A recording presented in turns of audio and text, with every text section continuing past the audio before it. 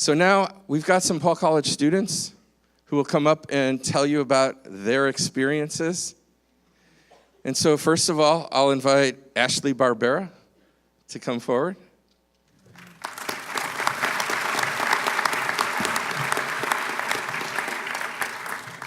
Hello. I just wanted to start off by saying that I was informed on Monday that there would be approximately 1,300 people there. And if I wasn't already nervous, that pretty much solidified that this would be the scariest thing I ever do. I volunteered to give the first speech of the three of us today, which probably doesn't make any sense given what I just said, but I have two reasons for doing this. First off, I am petrified of public speaking, and this gave me way less time to talk myself out of doing it. And secondly, Mason and Will are two of the best speakers I know, so just keep in mind while I'm stuttering through my entire speech, it does get better from here. But now I'll get to my point. My name's Ashley Barbera. I'm a senior accounting student here at UNH. I'm a peer advisor, a student worker for the undergraduate advising office, and I studied abroad my second semester junior year. UNH has a variety of study abroad programs available to students in Paul. Paul, as Neil mentioned, participates in two programs, one in Budapest and one in Italy, that allows students to take business courses abroad. Well, I'm here to tell you about those opportunities. I'm also here to not so subtly brag about all my amazing experiences I had. I studied abroad at Regent's University in London, England. Well, I mentioned there are two programs, one in Budapest and one in Italy, that allow students to take courses abroad. I decided to go to London, where it was really nice not to take one business course at all. I'm sure every person here that works in Paul just rolled their eyes at me, but they told me to give me an honest speech, and I'm betting Tamara's really regretting that decision right now. But anyway, back to me. I wanted to engulf myself in the British culture, so I decided to take courses that would further my knowledge about different cultures abroad, and I can honestly say that I know more about the United Kingdom than I do about the United States. And yes, I'm aware that's an embarrassing statement.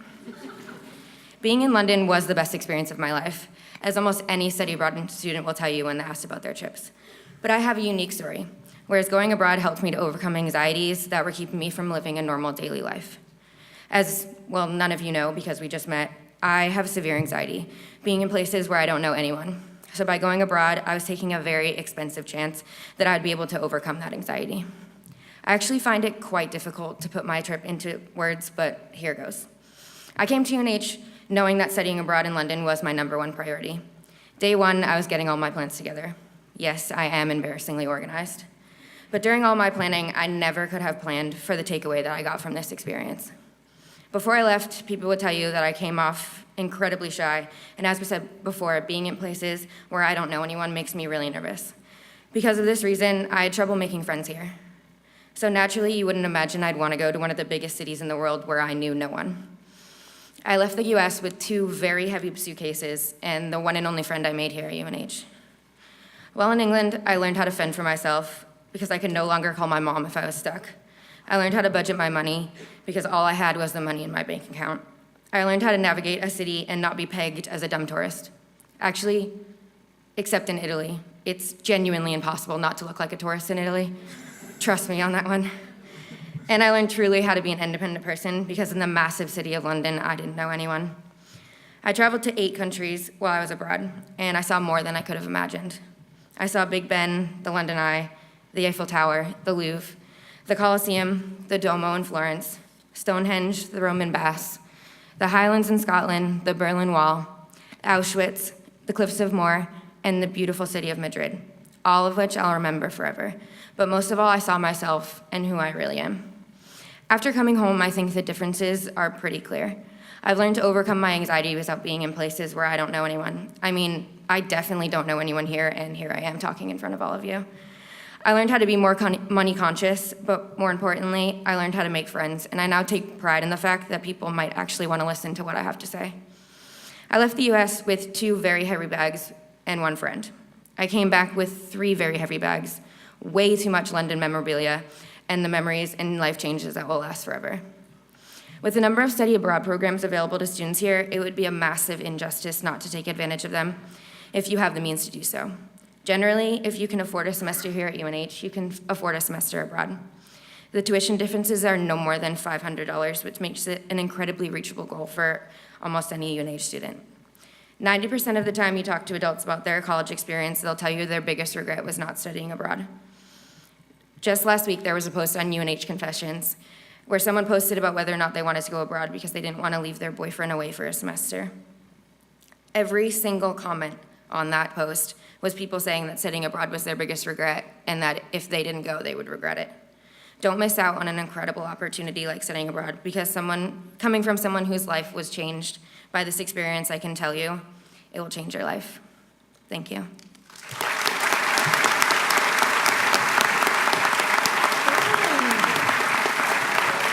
Thanks, Ashley. So our next speaker is William McKernan.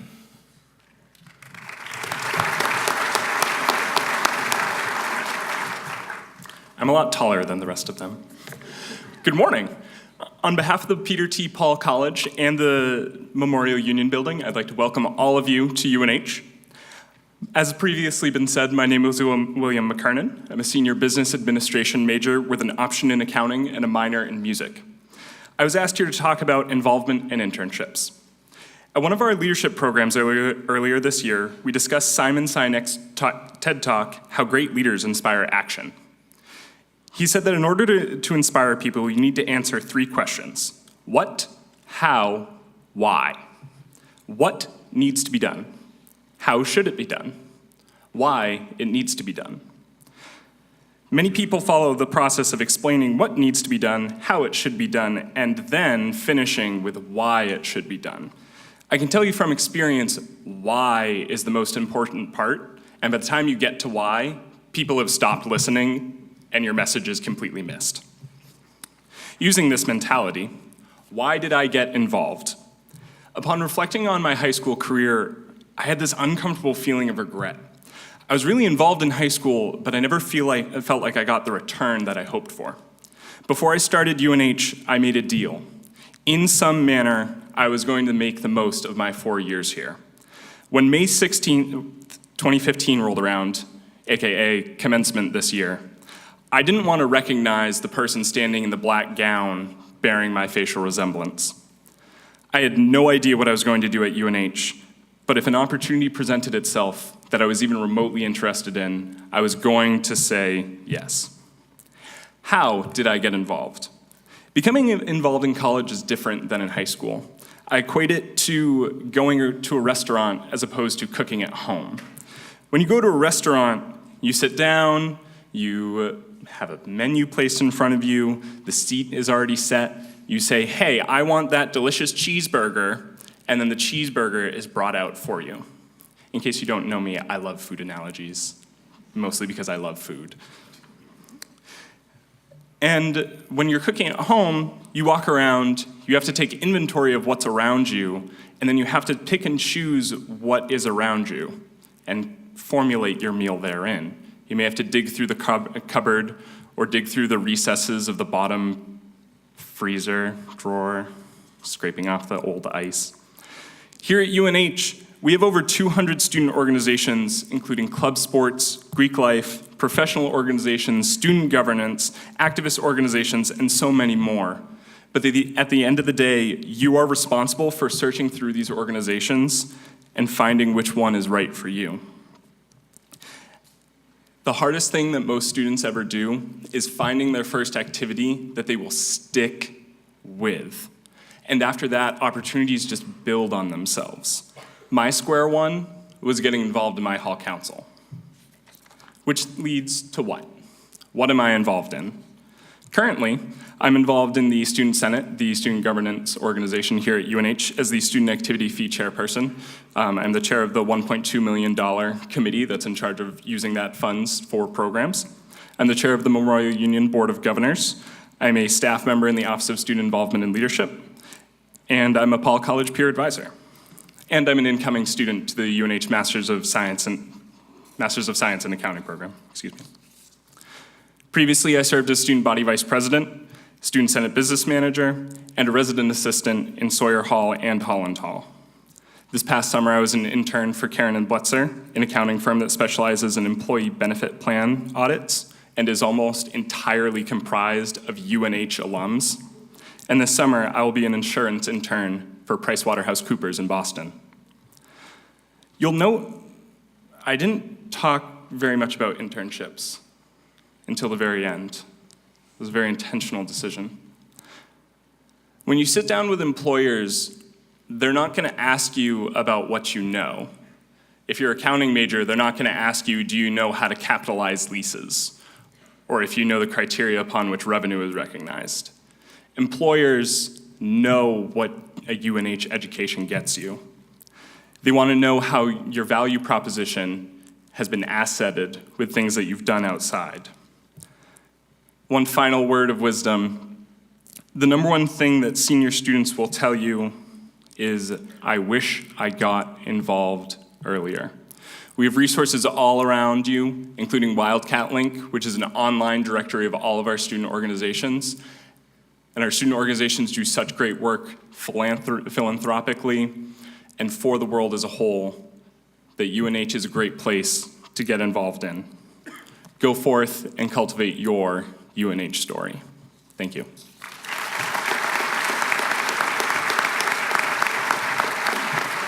Thanks, William. And now we'll hear from Mason White.